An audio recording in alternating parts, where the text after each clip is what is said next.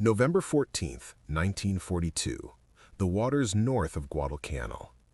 The air is heavy, thick with the smell of fuel oil and the rotting jungle humidity drifting off the island the Marines call hell. It is pitch black, a darkness so absolute it feels physical, like a shroud wrapped tight around the steel hull of the Imperial Japanese battleship Kirishima. Standing on the bridge, Vice Admiral Nobutake Kondo raises his massive 20 by 120 binoculars. He scans the horizon. He sees nothing but the black ink of the ocean meeting the black void of the sky. And he smiles. This is his element. For decades, the Imperial Japanese Navy has trained for this exact moment. While Western navies practiced gunnery drills under the high sun of the Atlantic where the Pacific noon, the Japanese drilled in the suffocating dark. They conditioned their lookouts to see shadows within shadows. They developed night optics that were the envy of the world. They mastered the long lance torpedo, a silent killer that left no wake. To Kondo and the thousands of sailors under his command, the night is not an obstacle, it is a weapon.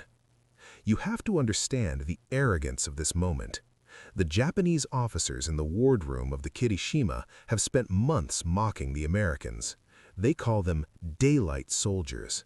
They believe the U.S. Navy is blind, deaf, and terrified of the dark.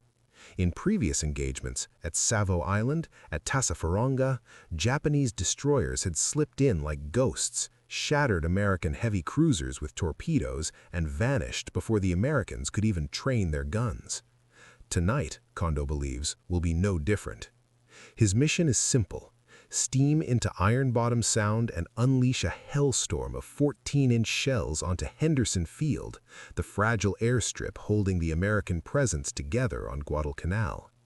He expects perhaps a few light cruisers or destroyers to try and stop him, clumsy, blind American sheep wandering into a wolf's den.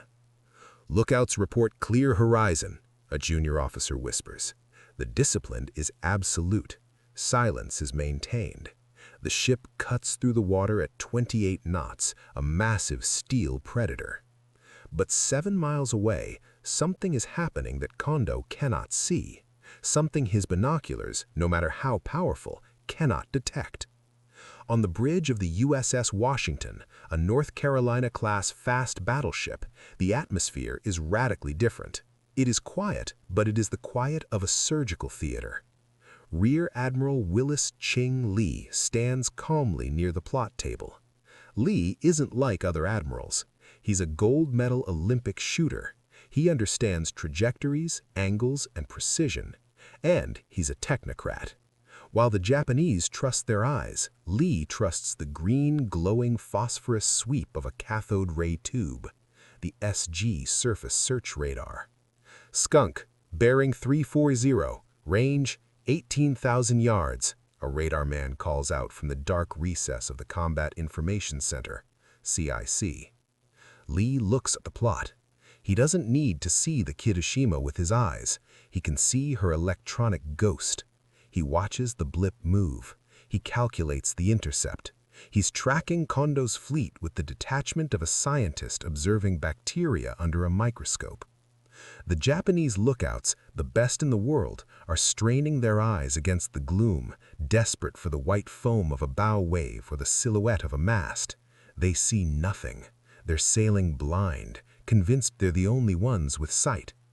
Meanwhile, the Washington's main battery directors are already slewing.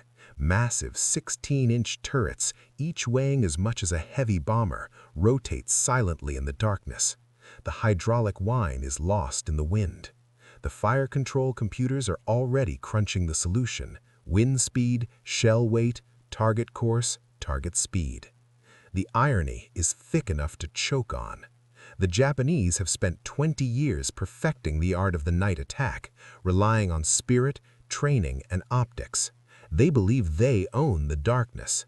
But the Americans have brought a new kind of fire to the Pacific. They've brought a machine that turns night into day. Kondo orders a slight course correction, confident he is undetected. He imagines the panic of the American Marines when his shells start tearing up their runway in an hour. On the Washington, the gunnery officer looks at Admiral Lee. The solution is locked. The range is closing. 14,000 yards, 12,000 yards.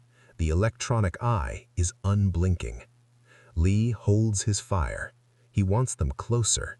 He wants to ensure that when the trap springs, there is no escape. Back on the Kirishima, a lookout suddenly stiffens. "Ship sighted, starboard bow, range 8,000 meters. Panic flares. Searchlights snap on, piercing the darkness with blinding white beams. They sweep the water looking for the enemy. They find the USS South Dakota, the battleship astern to Lee's USS Washington. The Japanese rejoice. They have found the enemy. They have the initiative.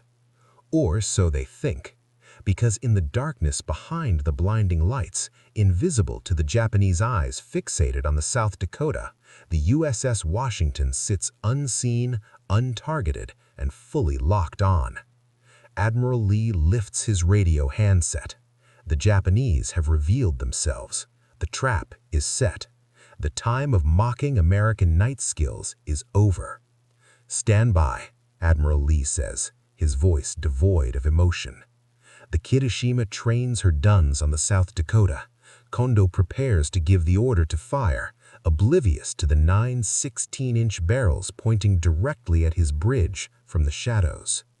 The night is no longer black. It is a blinding, strobing nightmare of neon white and burning orange. The searchlights from the Japanese heavy cruisers Atago and Takao have pinned the USS South Dakota against the velvet backdrop of the ocean. She looks like a moth trapped in a flashlight beam. On the bridge of the Kirishima, the excitement is electric. This is what they live for. The daylight sailors have stumbled right into the kill zone, and the South Dakota is helpless. What the Japanese don't know, what they can't know, is that the American battleship is suffering a catastrophic self-inflicted wound. Moments earlier, a chief engineer in the bowels of the ship tied down a circuit breaker, causing a massive electrical surge. Her radar is dead, her gyros are spinning wildly. She is deaf, dumb, and blind, silhouetted by enemy lights, taking fire from 3 sides. Japanese shells scream in. 14-inch rounds from the Kirishima slam into the South Dakota's superstructure. Shrapnel shreds the radar antennas. Fires erupt. The Japanese officers are ecstatic. They are tearing a modern American battleship apart piece by piece. The arrogance in the Kirishima's plotting room is absolute. They are proving yet again that the Imperial Navy owns the night. But amidst the roar of victory, they have committed the fatal sin of tunnel vision. 7 miles away, shrouded in total darkness, Admiral Lee stands on the bridge of the USS Washington. He watches the tracers arcing toward his crippled wingman. He sees the flashes of the Japanese guns. He is calm. He is calculating. To the Japanese, this is a brawl. To Lee, it is a math problem. The fire control radar on the Washington is humming. It isn't just seeing the Kirishima, it is dissecting her. It knows her speed, her course, and her exact distance down to the yard. The main battery directors have been tracking the Japanese battleship for minutes. The 9 massive 16-inch guns are elevated, turned, and locked. The range is 8,400 yards. In naval terms, this is not a bombardment. This is an execution. It is a knife fight in a phone booth. Lee lifts the handset. He doesn't scream. He doesn't make a speech. He gives the order that will change the course of the Pacific War. Commence firing. November 15th. The world ends. When a North Carolina-class battleship fires a full broadside, it is an event of geological violence. The Washington shudders as 24,000 pounds of ordnance leaves the barrels at twice the speed of sound. The muzzle flash is so bright it momentarily blinds the crew on deck, turning the ship's shadow into a stark, 2-dimensional cutout against the water. The ship actually slides sideways in the water from the recoil. On the Kirishima, the crew is still celebrating their hits on the South Dakota. They are reloading, eager to finish the job. They never hear the Washington fire. The shells are traveling faster than the sound of their own launch. The first warning Vice Admiral Kondo gets is the sky falling. It takes less than 15 seconds for the shells to cross the gap. The Japanese lookouts scream, but it is too late. The water around Kirishima erupts into geysers towering higher than her mast, but these are the misses. The hits are catastrophic. One moment the Kirishima is the hunter, a majestic beast of steel dominating the sound. The next, it is being bludgeoned by a sledgehammer. A 16-inch armor-piercing shell weighs as much as a Volkswagen Beetle. When it hits steel, it doesn't just explode, it punches through armor plate like a finger through wet paper, then detonates inside. Crack! Boom! The Kirishima shudders violently, then again and again. In the span of minutes, the Washington pumps out 75 rounds from her main guns. At least 9 of them, and likely many more, tear the heart out of the Japanese battleship. The impacts are horrifying. One shell smashes into the barbette of the rear turrets, jamming the massive guns in place. Another pierces the hull below the waterline, flooding the steering compartments. The rudder jams hard to starboard. The Kirishima begins to spin in a helpless circle, vomiting black smoke and flame. Inside the bridge, the scene is chaos. The arrogant laughter is gone, replaced by the screams of the wounded and the terrifying groan of twisting metal. The lights die. The hydraulic systems fail. The ship that mocked the Americans for their lack of night vision is now burning so brightly she illuminates the entire sound. On the Washington, Lee watches the radar screen. He watches the blip that represents the pride of the Japanese Navy slow down. He watches it stop. He has done the impossible. In the pitch black of midnight, without ever visually sighting the target himself, he has crippled a battleship. The Japanese destroyers, realizing too late that there is a second, far deadlier American ship in the dark, frantically turn their torpedo tubes toward the muzzle flashes of the Washington. They launch a spread of long lance torpedoes, very same weapons that have devastated the U.S. Navy for months. Lee sees them coming, or rather his radar does. Hard to port! The Washington, massive as she is, leans into the turn. The wake of the torpedoes streaks down her flank, missing by mere yards. It is a dance of giants, played out in the dark, guided by the invisible green glow of the electrons. As the Washington pulls away, leaving the burning wreck of the Kirishima behind, a profound shift settles over the waters of Guadalcanal. The Japanese officers, those who are still alive, look out at the darkness with a new emotion. It isn't arrogance anymore. It is terror. They realize that the rules have changed. The night no longer offers them protection. The darkness is no longer their ally. The Americans have found a way to see the unseeable. But for Admiral Lee, the night isn't over. The Kirishima is dying, but the Japanese fleet is not gone. And now the Washington is the only thing standing between the enemy and the utter destruction of the American foothold on the island. He is alone, and the wolf pack is turning its attention to him. November 15th, 1942. The USS Washington is no longer a predator lying in wait. She is the prey. Admiral Lee has done the unthinkable. By opening fire and crippling the Kirishima, he has announced his position to every Japanese warship in the sector. The darkness, once his cloak, is now teeming with enemies desperate for revenge. 2 Japanese heavy cruisers, Otago and Takao, along with a swarm of destroyers, turn their bows toward the muzzle flashes. They are furious. They have just watched their sister ship get gutted in mere minutes. They want blood. On the bridge of the Washington, the mood shifts from the cold precision of the firing solution to the high-stakes tension of a getaway driver. Lee knows the USS South Dakota is limping away to the south, blind and battered. If the Japanese fleet pursues her, she is dead. So, Willis Lee makes a decision that defines the character of the man. He doesn't run towards safety, he runs north. He deliberately turns his massive battleship away from the American escape route, heading deeper into enemy waters. He is presenting himself as the target. He is saying, "Come and get me." The Japanese destroyers take the bait. The Oyashio and Kagero, masters of the torpedo ambush, sprint after the Washington. Their captains are screaming for speed, their tubes loaded with the deadly long lances. They need to get in range. They need to close the distance to unleash their underwater killers. But every time they try to set up an attack run, the Washington does something baffling. She turns. To the Japanese captains, it feels like witchcraft.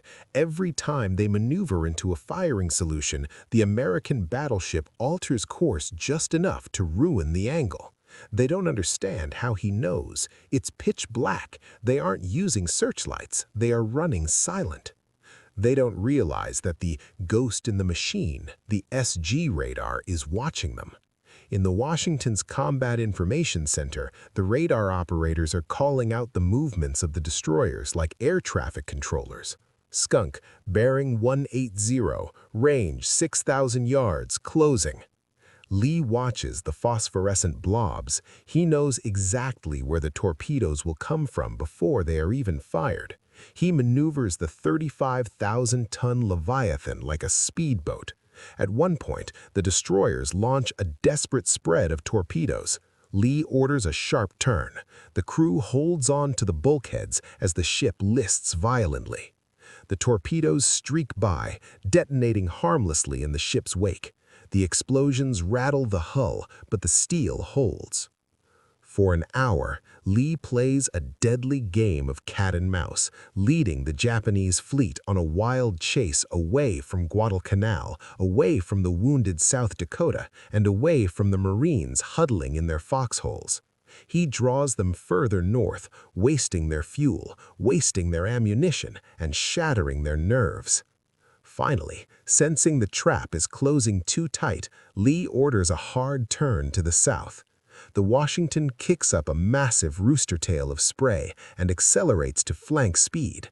The Japanese destroyers, exhausted and low on fuel, cannot keep up with the fast battleship. Lee vanishes into the night as quickly as he appeared. 0325 hours. The wreck of the Kirishima. Miles behind the chase, a tragedy is unfolding in slow motion. The Kirishima is a broken thing.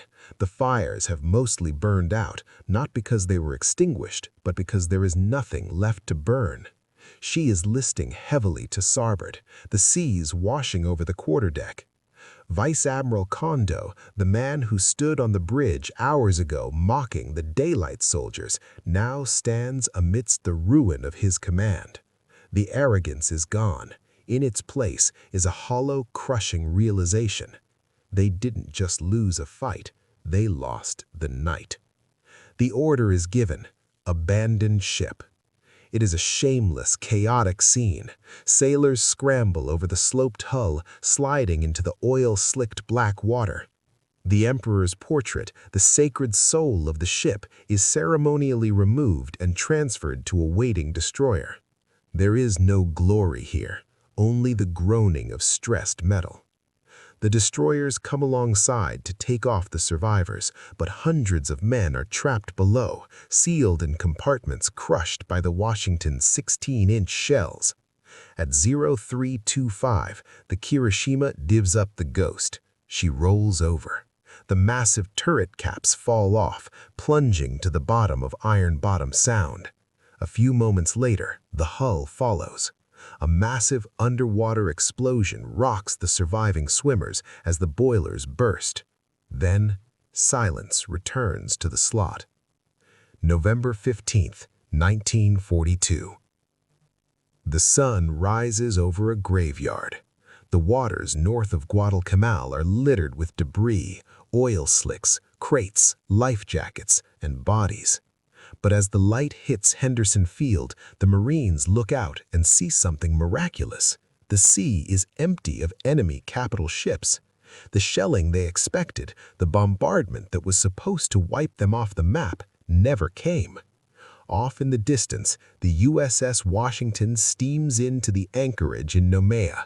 It is unscratched. It hasn't taken a single hit. Admiral Lee walks onto the bridge wing, squinting in the morning sun. He looks tired. He lights a cigarette.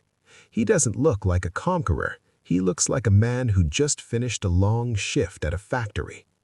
But the report he files that morning will send shockwaves through the highest levels of the Japanese command. For decades, the Japanese Navy built their entire doctrine on the belief that their spiritual superiority and night fighting training could overcome American material strength. They believed the night belonged to the warrior with the sharpest eyes and the boldest heart. Willis Lee and his radar operators proved them wrong. They proved that in the modern age, the warrior who can see through the dark with invisible eyes is the one who survives. The Japanese officers who mocked the Americans are silent now, because they know the terrifying truth. The Americans have turned on the lights, and they are never turning them off again. November 16th, 1942. Imperial General Headquarters, Tokyo. The report arrives in silence. It is read in silence, and for a long time it is met with silence. The loss of the Kirishima is more than just a line item on a casualty list. It is a seismic shock to the foundation of the Imperial Navy. For 40 years, ever since the Russo-Japanese War, their doctrine was built on the decisive battle. They believed that if they could force the U.S. Navy into a surface engagement, ship against ship, gun against gun, the Japanese spirit would triumph.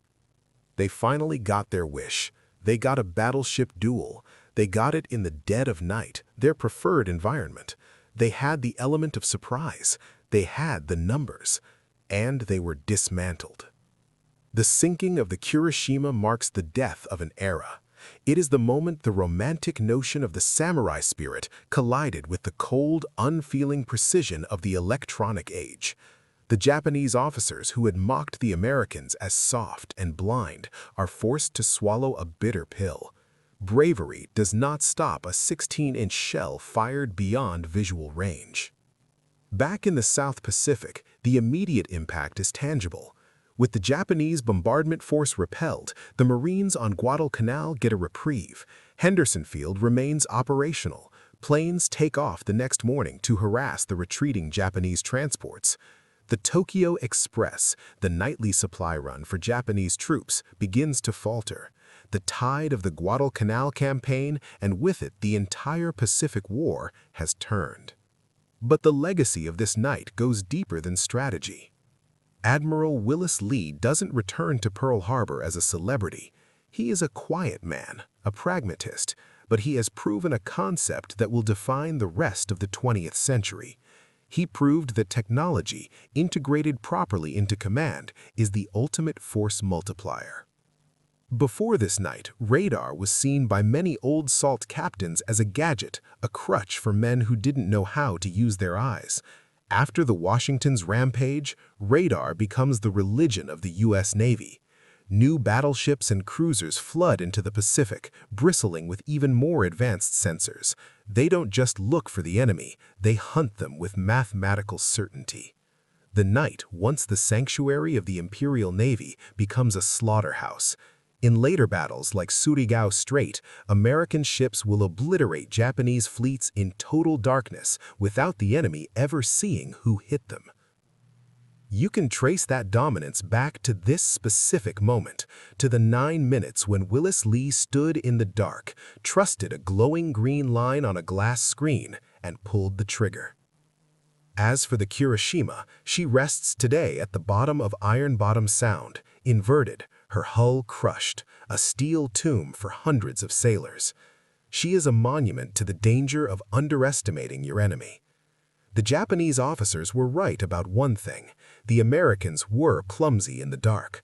They didn't have the night vision, the binoculars, or the cat-like training of the Imperial Navy.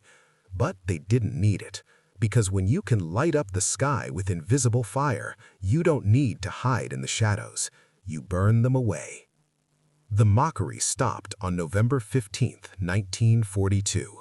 The laughter in the Japanese wardrooms died out, replaced by a fearful scan of the empty horizon, wondering when the next invisible sledgehammer would fall.